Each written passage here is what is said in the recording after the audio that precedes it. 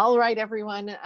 Good morning, good afternoon, good evening, depending on what time it is that you are listening to this. It's my pleasure to spend the next 25 or so minutes with you, giving some ideas on how you can make a great presentation as a Rebound student.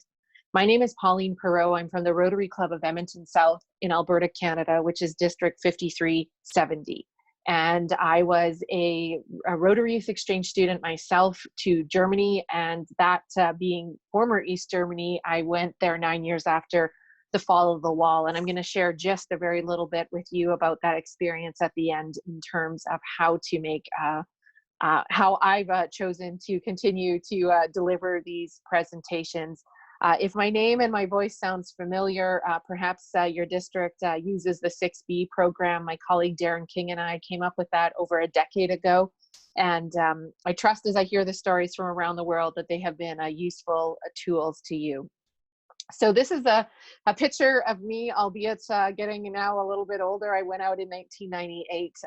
If you're familiar and have traveled to this beautiful location, Heidelberg, Germany in the south. I had a fantastic exchange, and although I'm not here to share my story of my exchange with you, I really wanted to give you some ideas on how you could think about giving impactful presentation back to primarily or firstly your sponsor club, and then the other clubs in your district that don't participate or haven't participated in a long time in youth exchange.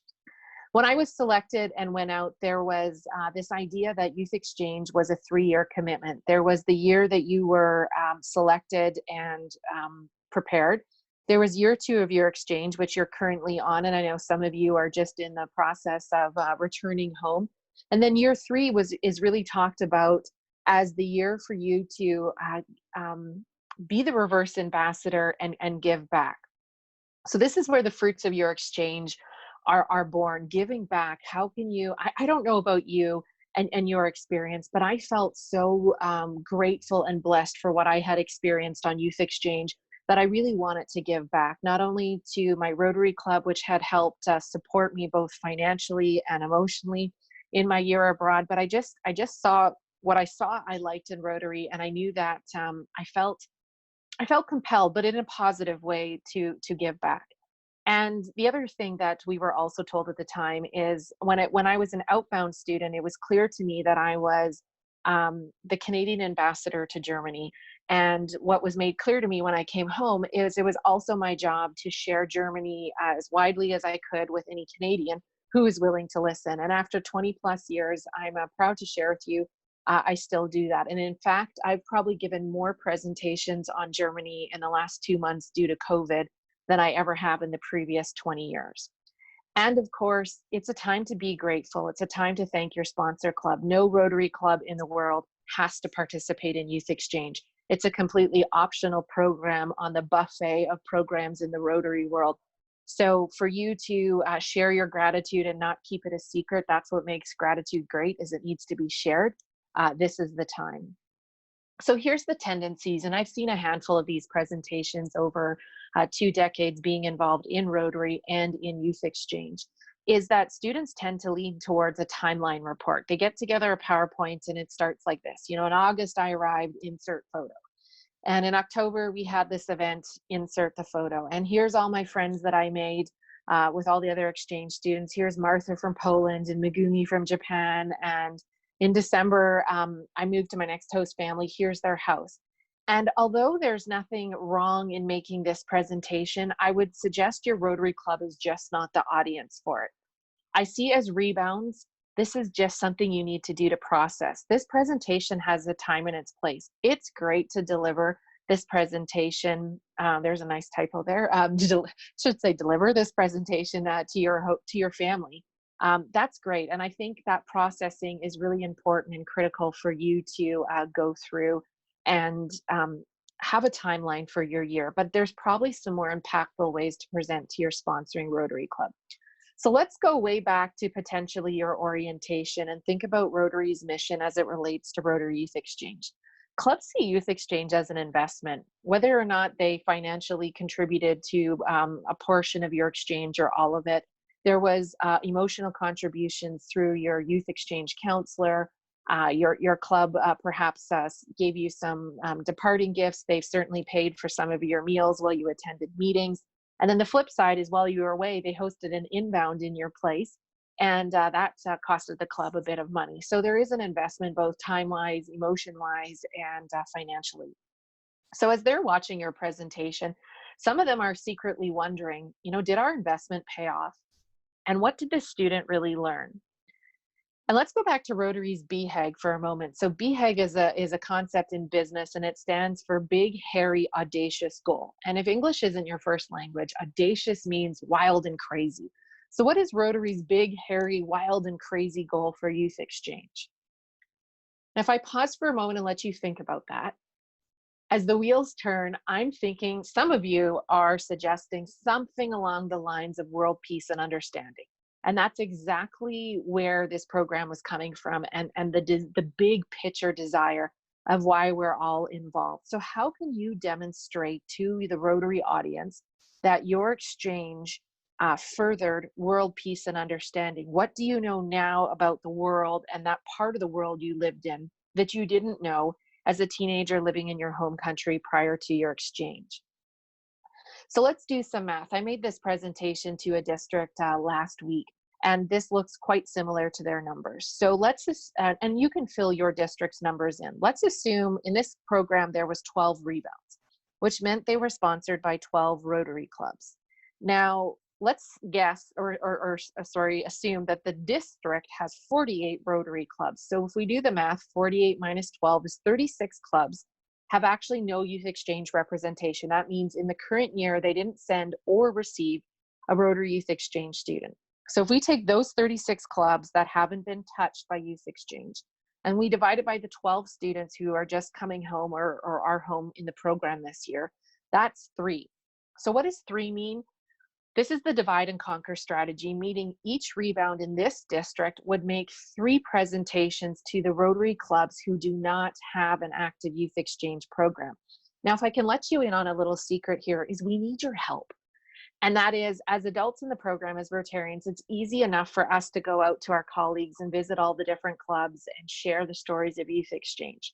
Nothing is more impactful than you being an ambassador for the program and sharing your stories and your learnings from the program itself. So this is the idea that we need you to help be our army of ambassadors to go out and spread the word of youth exchange and get people excited. I have seen time and time again, when we do this right and when students have a really nicely prepared presentation, it moves clubs into action, meaning they decide maybe after a long while, maybe they had a bad experience a few years ago, that they go, you know what?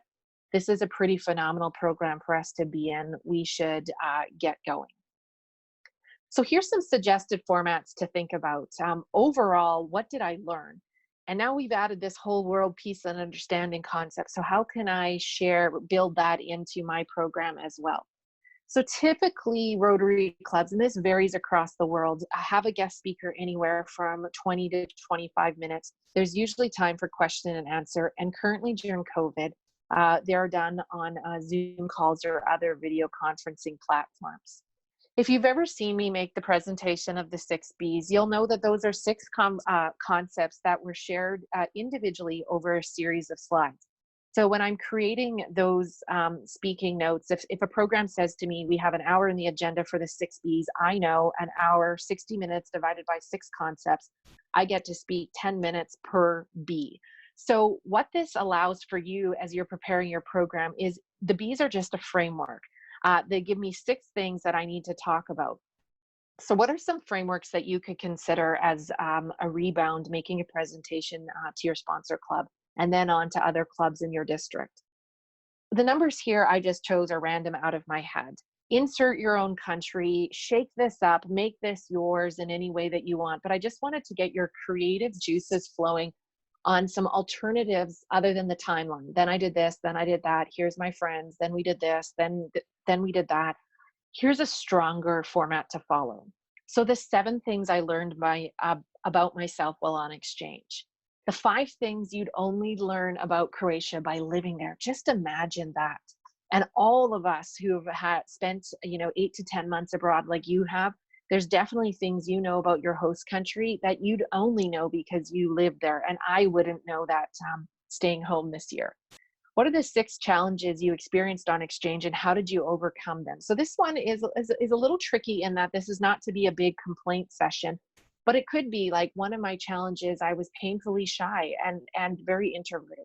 And I knew that this was going to be something that I had to work on my exchange. And how I overcame that was, well, I was really thrown into the deep end. I had to make speeches often. People in class asked me to stand up and introduce myself. When I went to Rotary, I was always asked to share a few words. So slowly and surely, I got more comfortable. So that could be an example, and maybe you built that into 6 different things that you really felt you learned over the course of your exchange. I love this one. It's probably similar to what I'm going to share with you at the end. 3 great history lessons of Japan you won't find in any book. I always tell outbound students that you are never going to have to memorize history after you go on youth exchange, at least from the part of the world that you've lived in, because your host families tell you about that kind of thing. And I will tell you, I know more about German history from listening to Germans than I ever did through the modules in high school in Canada. In social studies class, we learned about World War history nonstop, but I know it from a totally different perspective. And just the history of what happened to the people living, particularly in the former East. And lastly, 4 inner strengths I didn't know I had. I mean, this is one that all of us can speak to. There's things on our exchange that challenged us. Your resilience. You are the first class in our history who's ever gone through a pandemic. And what does that mean? And what have you learned? And what are you going through? And what are you proud of in terms of the characteristics that have started to show themselves in you? So those are some ideas, and perhaps none of what I said resonated with you, but maybe it sparked an idea where you're like, maybe I can talk. Someone said to me on the last call, they said, what if I did a presentation on the 4 most impactful people I met on my exchange and what they taught me? Wow, gives me goosebumps as just saying that. Perfect, right? So choosing a framework is critical. Here's what's going on in many Rotarians' heads as they sit in the audience. What did they learn about themselves during this year? What did they learn about the world? How are they going to apply this learning? And how might they actually pay this forward? And we're also thinking, how did the world benefit because the student went on exchange? We all know you as a student by and large benefited from going on the exchange, but how did the world benefit? How are we going to see this be paid forward in terms of that peace and understanding? And notice none of these questions would really be answered by sharing that typical play-by-play. Now, I should mention that by now, some of you probably already made this presentation to your Rotary Club. And one student on one of my live calls here had said that, and she goes, oh man, I did exactly what you said we should, and I gave the timeline play-by-play. And myself and that student's district chair said, hey, round 2, just approach your Rotary Club and said, I'd really like to make a second presentation. I've had some time to think about things, and I want to share this, right? The 5 history lessons, the 4. And I would assume that most programs, most clubs would just be happy to have that happen. So what we're looking for as a big picture is repeat business. What can you share from your heart to the clubs that don't participate in youth exchange that just might change their minds? What are those growth lessons? What are what's the gratitude that you have near and dear that you'd really want to express to the people that have helped you so much? And we know that by sharing gratitude, it inspires Rotary clubs to action, and you perhaps might be the reason that clubs decide to re-engage in youth exchange or try it out for the first time based on what you said.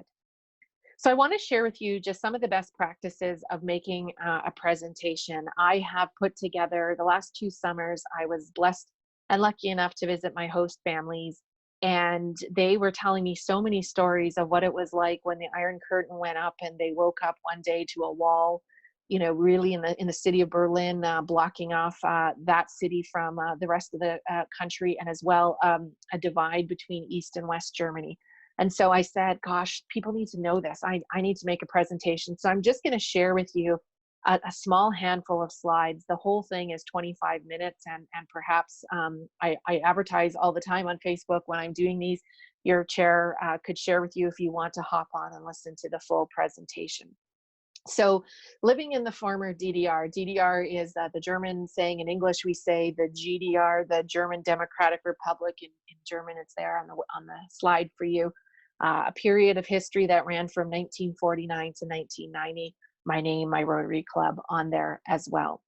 So if you've ever seen a presentation of mine, you'll know that there's very little text, because the last thing that we want if we're not strong presenters is to lean and read word for word what's on a PowerPoint. So this slide has writing, and my last slide, when I explained how things started coming to an end in this period of history, everything else has one photo per slide. That's another thing I want to just share with you. Is so many presentations I've seen recently is students have way too many photos per slide, and I don't know where to focus my eyes. And as you're telling stories, in the top left corner next to the photo where I'm wearing the yellow shirt, right by that above the elephant photo, it's just way too complicated. Show me one photo, tell me the impactful story of that, and move on to the next slide and the next photo. You'll see in a moment.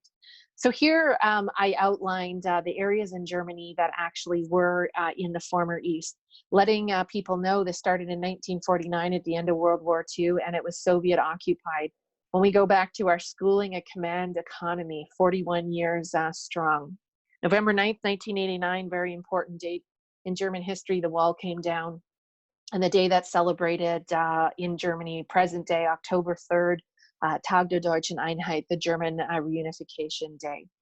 So overnight, a wall was built. And when I sat at my host parents' table wondering how and why and like who would do this, it really was about fear of losing its people, that they were going to get a brain drain into the West, and that people weren't going to want to stay living in this government system. And so they thought the best way to get around that was to, in Berlin, the city proper, erect a wall, which you're going to see in a moment. And in the rest of the country, they had, shaved a path in the trees, if that was the area. But it was very clear that a border had now divided what was once one country, was split into two. So here is a picture of me on my exchange on the Euro tour, very famous part of the Berlin Wall. So they've left just a little bit up as a monument, if you will, a gallery walk where you can go see it. And this at the time, they've actually repainted this when I was there last summer, but in the late 90s, shortly after the wall fell, this is the fraternity kiss. It's Brezhnev and Honecker, who are having a kiss, and obviously a little bit interesting, right? You and I typically don't see this from two male politicians. Fast forward to what the wall looks like today. It's obviously, and I can tell you, I'm not sure whether people were given certain areas of the wall to repaint, but you can see beautiful art extends the entire length of this wall. So again, in Berlin proper, there was a wall that was erected around the entire city. In the rest of East and West Germany, it was watchtowers, very clear where the border started and ended. I'm just giving you some snippets. This is the area in my host town called the Dresch, and I just knew by the way that people talked about it what this community was like. Soviet block housing. The Soviets came in and built this. My friend did her Rotary Youth Exchange in Lithuania, and when she saw this presentation, she goes, "Pauline, it gave me goosebumps because this was exactly the block housing that my host families in Lithuania lived in as well." So clearly, an architectural build across the Iron Curtain, if you will. My host parents told me all sorts of different stories, and this one reminds me this photo of what my mom had shared with me. So her and her friend flew from Berlin to Budapest on vacation. So of course you couldn't go vacationing wherever you wanted. You could only go to other East Bloc countries, and so Budapest in the East, it was a go. They sat across from the table in a cafe from two ladies who were from Vienna, Vienna being Austria, Austria in the West. And they were chatting, and the ladies from Vienna said, "Is there anything that we could help you with? Anything that you need?" And meanwhile, on the table, here is some women's magazines and a business newspaper.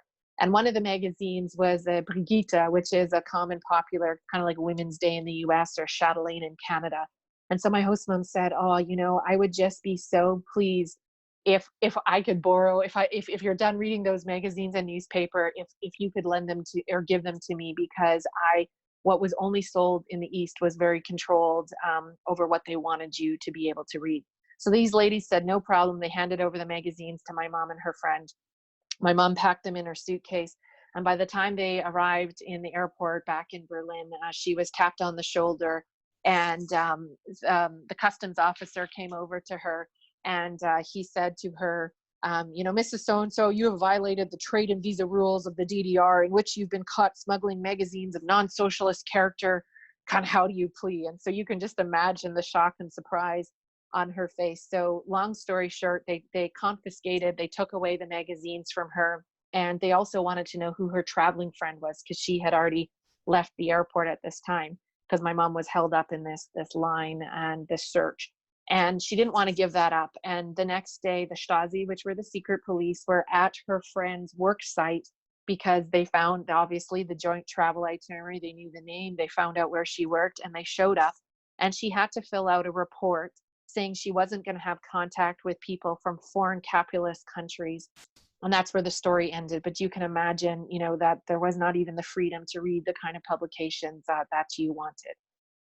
My host family owned a butcher shop. And what was interesting in that, there's so many stories that people have had on these calls with the butcher shop, thinking that how in a command economy did we have private businesses. My host father told me that when the Iron Curtain came, East Germany had the highest number of self-employment or private businesses out of the East Bloc. And so some of them were deemed, I guess we could call it today, essential services. So that was butcher shops, hairdressers, the goldsmith, photographers. So he was allowed to continue his butcher shop that he had prior to, or that was in his family. And so one day this gentleman had come into the butcher shop, and my parents had suspected that he was a member of the Stasi, the secret police. And he ordered his cut of meat, and he was going to come back later that day to pick it up. And my host mom said, "What's your name? So I can write it on your order." And he goes, I'll be back today at 4:30 to pick it up. And she said, "I repeat, what's your name?" Because usually the roles are reversed, right? That they're the aggressors and people kind of towed the line. And he, puffed his chest, and he's like, "I repeat, like, I'm going to be back at 4:30 to pick up the meat." So by the time he came back, my host mom thought she'd show him. She wrote this little message on the package, 007. If that doesn't mean anything to you, that's the James Bond, who was a famous spy. And what she was trying to say to him was, I know who you are and what you do for a living. You're a member of the secret police. And so you can imagine the reception of what it was like when he came back and found this note tied to the package of his meat and his order. So I share, this is again the only other time in my presentation there's writing, more so because it helps me when I'm speaking, that I don't have to have all of these things memorized. But I just talked about the end in sight and the fall of this regime. And interestingly, I remember asking my host parents, like, where were you when you found that this was all over, that the wall was coming down? And you can see here in that fourth line, the East Berlin party chief said, "As far as I know, immediately, without delay." Like, the people had no idea what was going on. November 9th, 89, borders were open and the East Germans had freedom. The other thing that's really phenomenal to mark about this point in history is that if you were a member of interest to the Stasi, you had files written on you. And so my host dad, who would have been of great interest to the Stasi, you could request to see your files at the end of all of this.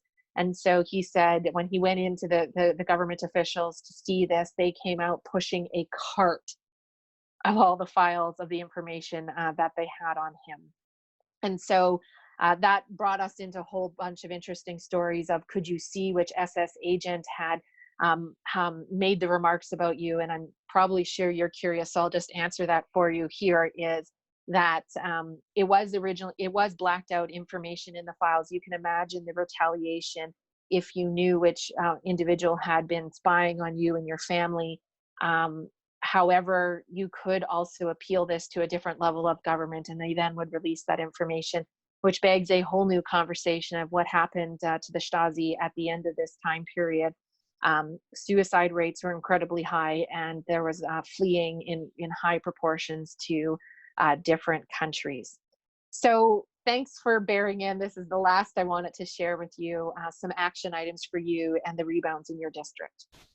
choose a framework for your presentation. Running through, I did this, then this, then this is really fantastic as a processing activity. Rotary and your Rotary Club, just not likely the audience for that. So think about the 5 things I want to share with you on topic X, or how I grew, and build your speaking notes from there. Find the accompanying photo to tell the story, and notice in the presentation 1 photo per slide. Deliver this to your sponsor club. Thank them, thank them, thank them. They don't have to do this. And I'm sure that by them agreeing to participate in Rotary Youth Exchange changed your life. Let them know that.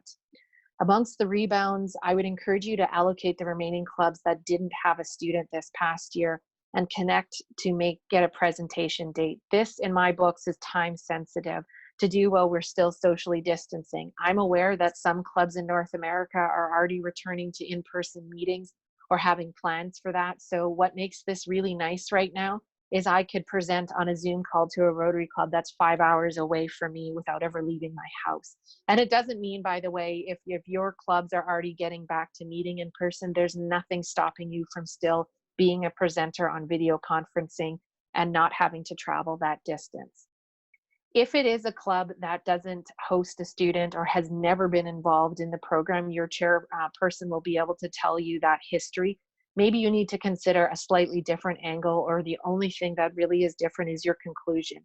And your conclusion could be something along the lines of, I hope what I shared with you today helps you understand and see the importance of Rotary Youth Exchange, and that I strongly urge your Rotary Club to decide in the coming years to make a difference in somebody else's life the way that Rotary Club ABC has made a difference in mine.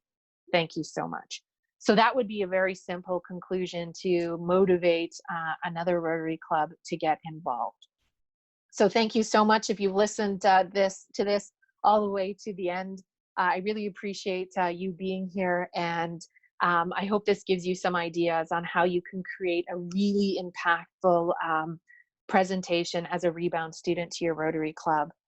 Thank you so much for your participation, and I wish you the best of luck in these presentations. Take care.